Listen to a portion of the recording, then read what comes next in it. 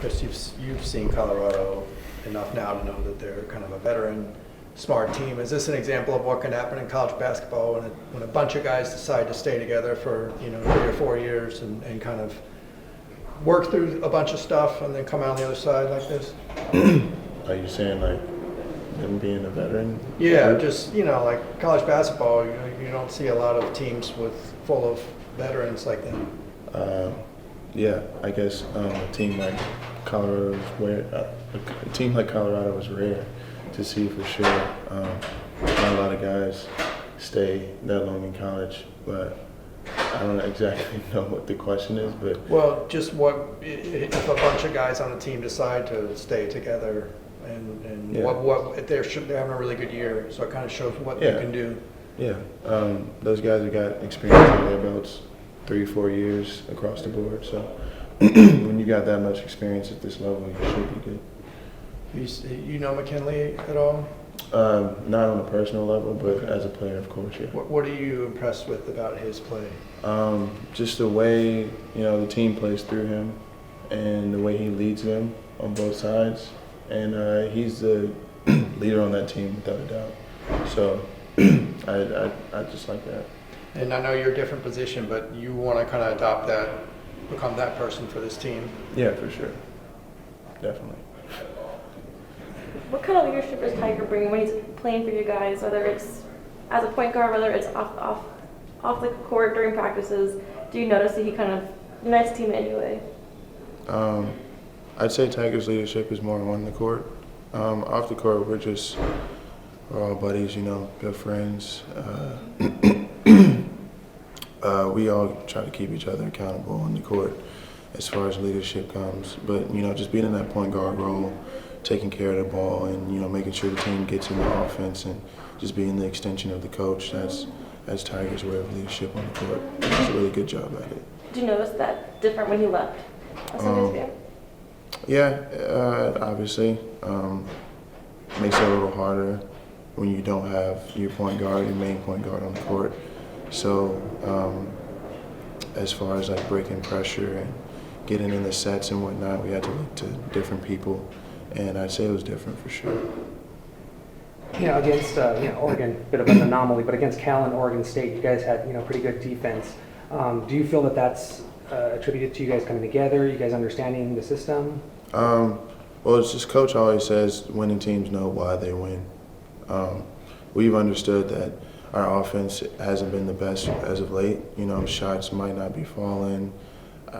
We're not getting enough transition buckets and whatnot. So, when that's happening, you have to hold your teams to less points than you can get. So we understand that defense is what is going to win us games at this point. So that's what we just took that in mind and made sure that we held them.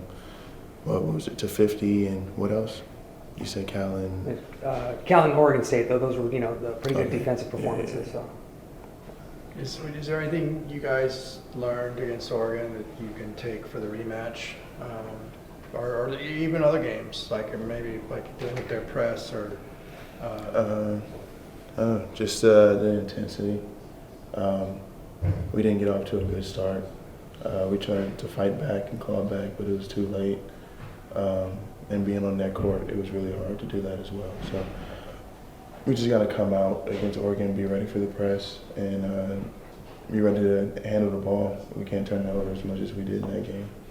So is that the most intense away environment you've experienced? Yeah, this season, for sure. What do you take from that to try to find success on the road later as the season progresses? I don't know. It's the same mindset when you play away. You're not going to get the calls. The crowd's not with you. Whatever happens, you just got to stay together. So it just didn't plan out the way we wanted it to at Oregon on Sunday. But next road trip, we take the same mindset. Jake, I know you haven't played Colorado in your career, but you probably know they're a pretty veteran team with a bunch of seniors. Do you think maybe this is an example of what a team can accomplish if a bunch of guys decide to stay together and kind of grow together as a team? Yeah, definitely. Being experienced is, a really big thing. if you look at all the NCAA teams that win and stuff, there's always experience on the team. It's never just young guys. So, if we keep building from here and keep getting better and, becoming one of those experienced teams, we'll be really good. Your individual growth, obviously you've got more minutes. What else do you think has kind of gone into that and being so productive in Pac-12 play? Just the confidence factor. Just coming in and realizing, I got to help this team, do what I can on defense, do what I can on offense, move the ball, do what I do, and then things will come, things will happen.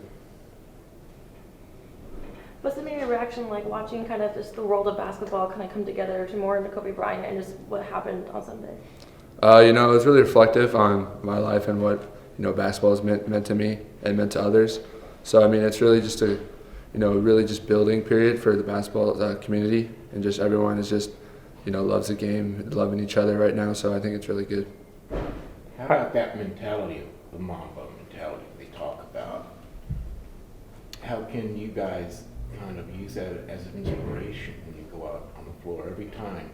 One of the greatest players that ever played the game went out and gave 110% every second he was on that floor. I know. That's what he brought to the game. So just coming out wanting to win every game with that mentality.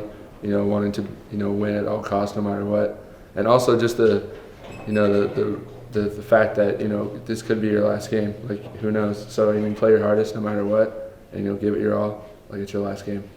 You have a little bit of Mamba in you that into that Washington game? Yeah, it definitely came over a little bit towards the end, but yeah. Do you feel like your confidence is growing? Has it been there already, and you were just waiting for things to click? Your shot just seems to have come together. You and David Singleton were 50%. Mm-hmm. What can you say about that? It just keep shooting. Missing shots. It's just part of the game. It happens. So you just got to keep shooting no matter what. And then the confidence has always been there. It's just having it come out at the right time and being, ready and prepared. So, I'm always just trying to get in the groove, get in the rhythm, and I think that me and David had that in the last game. Colorado, obviously a very veteran team, a bunch of seniors on there. Do they kind of show what can happen in college basketball if a bunch of guys decide to stick together for 3 or 4 years and become a team like that? Yeah, definitely. Whenever you have seniors on the team, it really helps out because just experience-wise, guys have been through the circuit a lot, been through the ups and the downs. So definitely helps the team. Colorado's they're a veteran team. They know what they're doing, what they want on offense, what they want other teams to do on defense. So we got to come prepared. What have you seen out of their post guys? Other post guys, Tyler Bay is just high energy, high motor. He's attacking the glass every possession. So I got to match his energy and make him match mine and see whose energy is better. Evan Batty, strong post, defensively very, very good. So we got a challenge ahead of us. 20 games in, do you feel that you personally, you can match up and match that energy in just what you've seen from video? Obviously, it's different once you're on the court, but. That's my mindset going into the game. Don't get sped up, but still try to work hard and certain things I got to do fast, do really fast, and by the time the game comes, filling out my person I'm going against.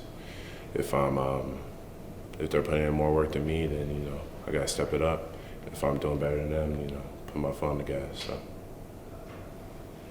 Do you notice the difference when Tiger's on the court versus when he's not on the court? Yeah, Tiger's really well at facilitating that starting the offense, and he's a point guard. He's been a point guard his whole life.